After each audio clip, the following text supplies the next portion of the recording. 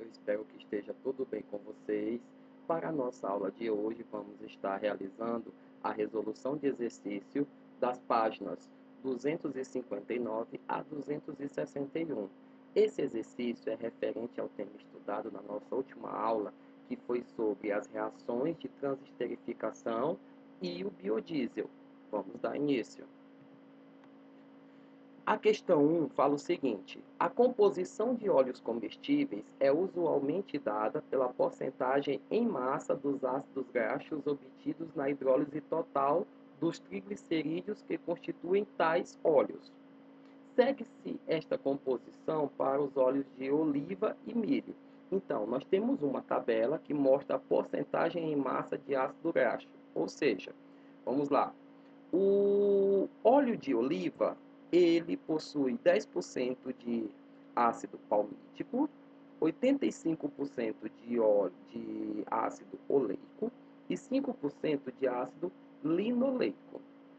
O óleo de milho, ele possui 10% de ácido palmítico, 30% de ácido oleico e 60% de ácido linoleico, ok? Um comerciante comprou o óleo de oliva, mas ao receber a mercadoria, suspeitou tratar-se de óleo de milho. Um químico lhe explicou que a suspeita poderia ser esclarecida determinando-se o índice de iodo, que é a quantidade de iodo em gramas consumida por 100 gramas de óleo. O que é esse teste de iodo, gente? Bem, o teste de iodo nada mais é do que uma reação de adição, onde você vai reagir o iodo com esses ácidos graxos e a reação de adição ela irá acontecer nos ácidos que possuírem insaturações, no caso dupla ligação. Então a letra A diz o seguinte: os ácidos graxos insaturados da tabela têm cadeia aberta e consomem iodo. Quais são esses ácidos? Então, dos três ácidos, nós sabemos o seguinte, que o ácido palmítico ele é saturado, ele só tem ligações simples. O ácido oleico, ele tem uma insaturação, uma ligação dupla. O ácido linoleico, ele possui duas insaturações, duas ligações duplas. Observe essas porcentagens aqui, porque nós vamos utilizá-las. Ela vai servir para o cálculo da quantidade em mols por insaturação. Então, primeiro, os ácidos graxos insaturados da tabela têm cadeia aberta e consomem iodo. Quais são esses ácidos? Bem, gente, os ácidos são os ácidos oleico e o ácido linoleico, ok? A letra B, analisando-se apenas os dados da tabela, qual dos dois óleos apresentará maior índice de iodo? Maior índice de iodo. Então, voltando aqui, observamos que quem são os óleos insaturados? O oleico e o linoleico. Tá? O palmítico não. O palmítico ele é saturado, então ele não sofre reação com o iodo. Então vamos lá. Primeiro de tudo, quanto maior o número de duplas ligações, maior a quantidade de iodo consumido para uma mesma quantidade em mol de óleo. Como as massas molares dos ácidos oleico e linoleico são aproximadamente iguais, você pode ver ali que a diferença é de um ou dois hidrogênios, não é isso? As porcentagens em massas desse ácido são também as porcentagens em quantidade de matéria, ou seja, em mols, dos respectivos óleos. Ou seja, o que ele está querendo dizer com isso? Está querendo dizer isso aqui, No óleo de oliva, eu tenho 85% de ácido oleico, que tem uma insaturação. Então, eu tenho 85 mols de insaturação. Já no linoleico, eu tenho 5%. Isso quer dizer o quê? Que eu tenho 5 mols de insaturação? Não, porque o linoleico, o ácido linoleico, ele tem duas duplas. Então, 2 vezes 10, ele tem o quê? 10 mols de insaturação. Já no óleo de milho, o ácido oleico tem 30%. Como eu só tenho uma insaturação, eu tenho 30 mols de insaturação. Já no ácido linoleico, eu tenho 60% dele no óleo de milho. Como eu tenho duas insaturações, 2 vezes 60 dá 120 mols de insaturação. Isso quer dizer o que, gente? Quer dizer o seguinte, ó, que no óleo de oliva eu tenho 85 mols de ácido oleico, mais 5 mols de ácido linoleico. Só que o ácido oleico ele tem uma insaturação só. Então eu tenho 85 mols de dupla ligação, ou seja, de insaturação, mais 10 mols de insaturação do ácido linoleico. Por que 10? Porque eu tenho duas insaturações. 2 vezes 5, 10. Ok? Já no óleo de milho, eu tenho 30 mols de ácido oleico e 60 mols de ácido linoleico. Como o ácido oleico só tem uma insaturação, eu tenho 30 mols de insaturação no ácido oleico.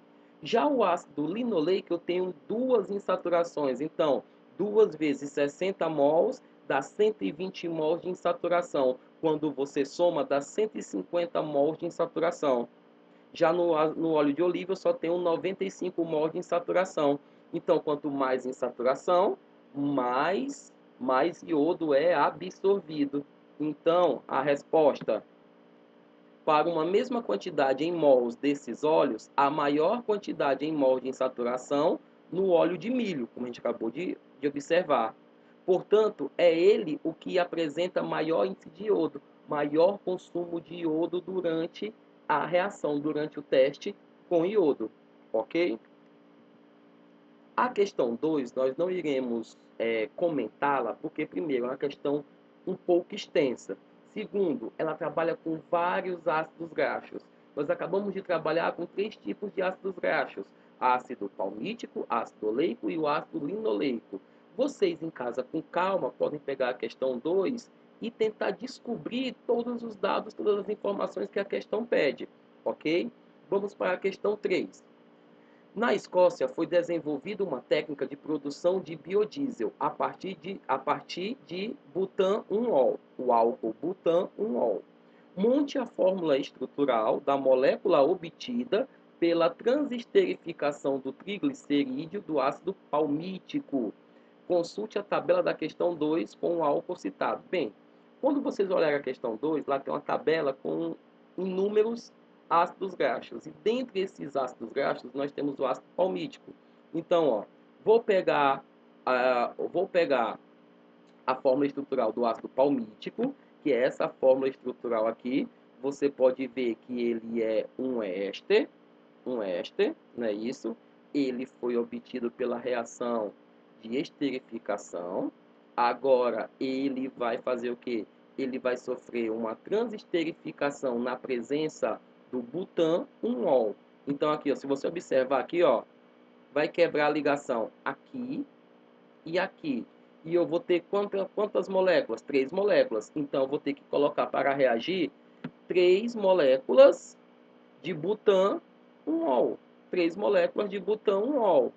Para produzir o quê?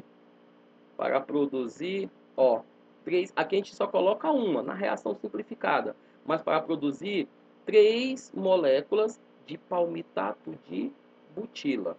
Esse será o biodiesel. Se você observar aqui, ó, essa parte aqui é proveniente do ácido palmítico. Olha só aqui, ó.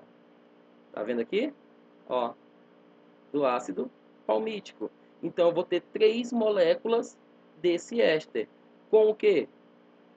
3 moléculas de algum produto secundário, que nesse caso vai ser o quê? Um novo álcool, tá bom?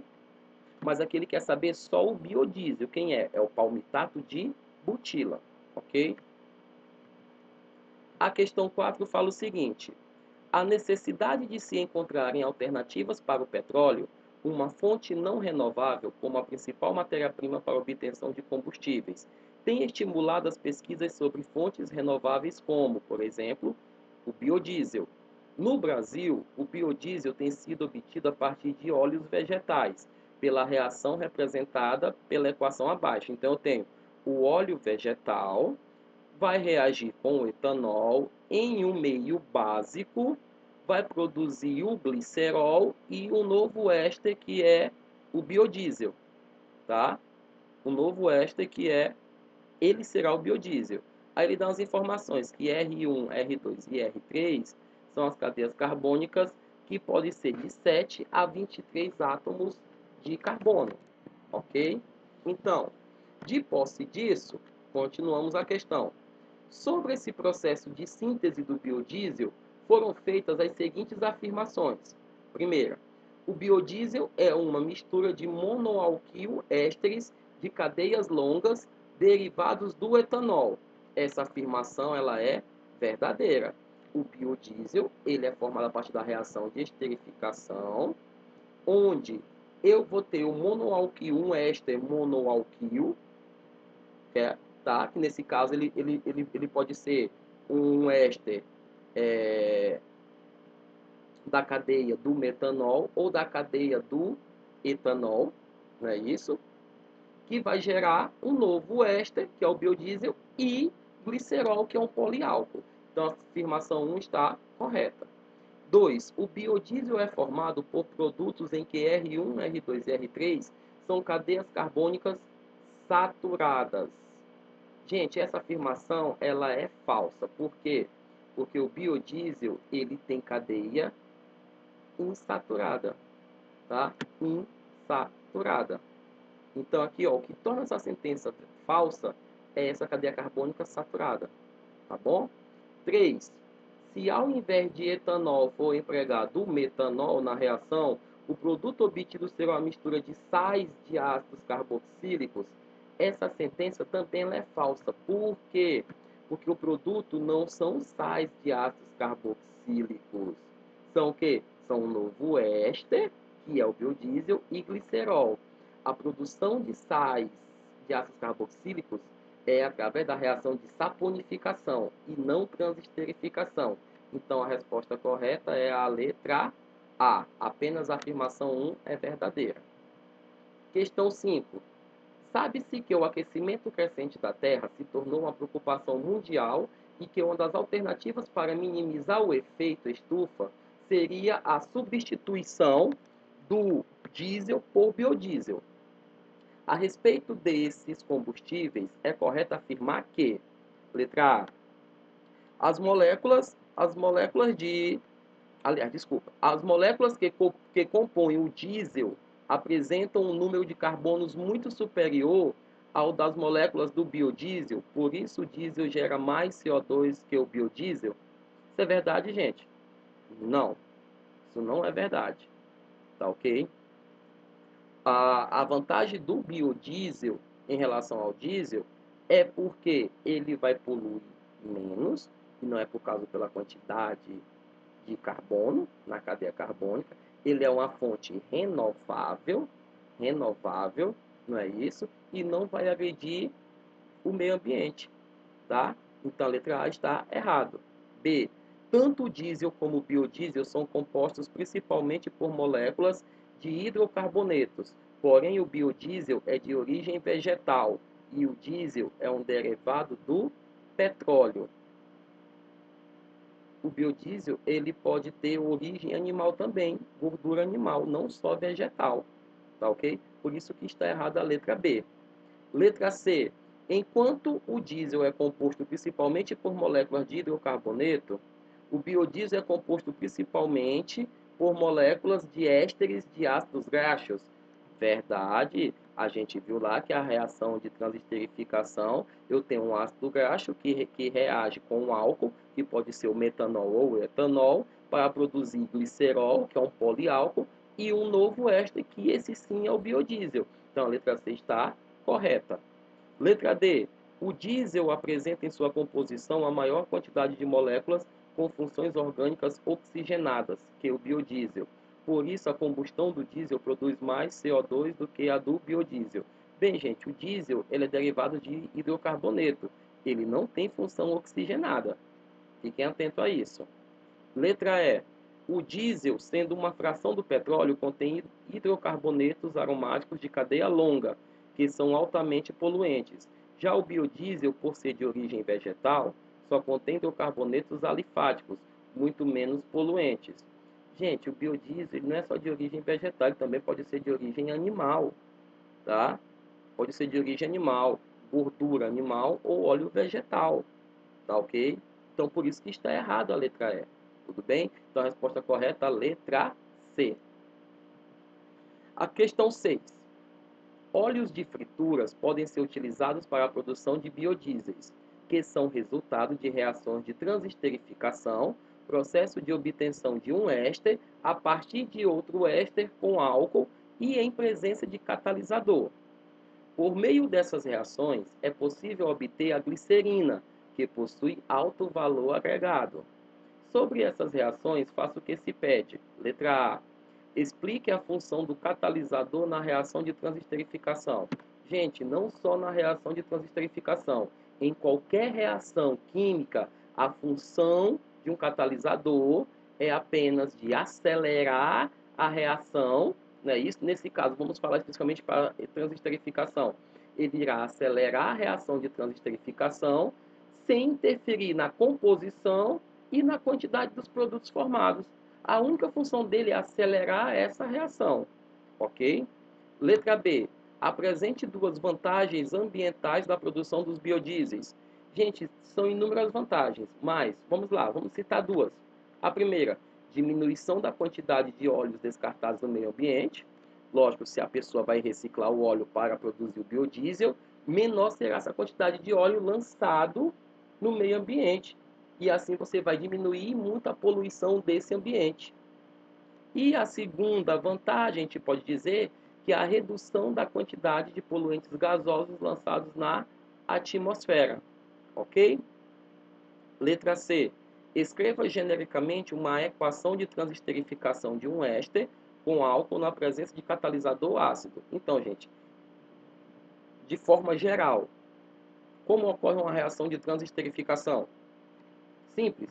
Um álcool, que pode ser o etanol ou o metanol, vai reagir com um éster, tá? Nesse caso desse éster aqui, no meio ácido, para gerar um novo álcool, no caso o glicerol, a glicerina, e um novo éster que será o biodiesel. Então essa é a forma geral da reação de transesterificação. Letra D. Apresente uma possível utilização da glicerina.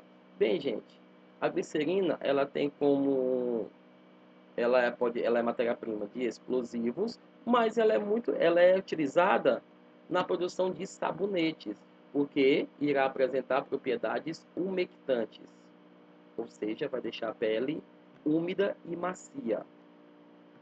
Questão 7. Recentemente, o governo brasileiro retomou o programa de substituição de diesel por derivados de óleos vegetais, tendo autorizado o uso comercial do biodiesel por meio da Lei nº 11.097, de 13 de 1 de 2005, que dispõe sobre a introdução do biodiesel na matriz energética brasileira. Fica introduzido o biodiesel na matriz energética brasileira, sendo fixado em 5% em volume o percentual mínimo obrigatório de adição de biodiesel ao óleo diesel comercializado ao consumidor final, em qualquer parte do território nacional. O que ele quer dizer isso, gente? Que hoje em dia o diesel comerciado pelos postos de combustíveis, ele tem fixado 5% de sua composição sendo biodiesel. Isso está na Lei 11.097 de 2005. Continuando a questão. A substituição do diesel por biodiesel se justifica principalmente por razões ambientais. O aumento da concentração de CO2 na atmosfera agravava o efeito estufa. O uso de derivados de petróleo aumenta a concentração de CO2 na atmosfera, enquanto o uso de biomassa permite uma reabsorção do CO2 liberado, possibilitando que um ciclo quase fechado do carbono seja estabelecido. Os combustíveis fósseis possuem enxofre na sua composição. Quando estes são queimados, ocorre a formação de óxidos de enxofre, que reagem na atmosfera com oxigênio e água para formar ácido sulfúrico, provocando a chuva ácida. Já o biodiesel não possui enxofre na sua composição, diminuindo assim o impacto ambiental do uso de motores a combustão interna. Vamos dar continuação à questão. Então, olha só aqui, ó, nós temos essa representação aqui, ó. Aqui nós temos um éster, que ele vai reagir com etanol, tá vendo aqui? Etanol em um meio ácido, produzindo esse produto B, que é um éster, mais o glicerol, que é o produto C. Sabendo da importância ambiental do biodiesel, assinale a alternativa correta sobre a obtenção do biodiesel via catálise ácida, conforme representado acima. Letra A. A reação possui a seguinte estequiometria: 1 mol de A, 1 mol de B e 1 mol de C. Na verdade, temos 1 mol de A, mas B não será 1 mol, será 3 mols, porque aqui, ó, vai formar uma molécula de biodiesel, 2, 3. Então, a letra A está errada. Na verdade, para simplificar a questão, a resposta correta é a letra B. Porque, ó, qual é a estequiometria? 1 mol do composto A, 3 mols do composto B, que vai ser formado na quebra aqui, ó, 1, 2, 3, 3 moléculas de B, não é isso? E 1 mol de C. Ou seja, a cada 3 moléculas ou 3 mols de biodiesel produzido, é gerado também 1 mol de glicerol, tá ok? Letra C, o reagente A possui função éter na sua estrutura. Está errado, é um éster. D, a reação apresentada gera como produtos moléculas com as seguintes funções químicas. B, acetona, não, que é um éster, e C, um álcool. É um álcool, mas aqui, ó, a letra D está errada devido à letra B, que aqui é um éster e não uma acetona. Letra E, o composto C é apolar. Não, que eu tenho hidroxila. Se tem hidroxila, forma pontes de hidrogênio. Então, será o quê? Polar. Ok? Então, gente, com essa questão, nós finalizamos o nosso exercício sobre reações de transesterificação e o biodiesel. A gente se vê na próxima aula. Tchau, tchau.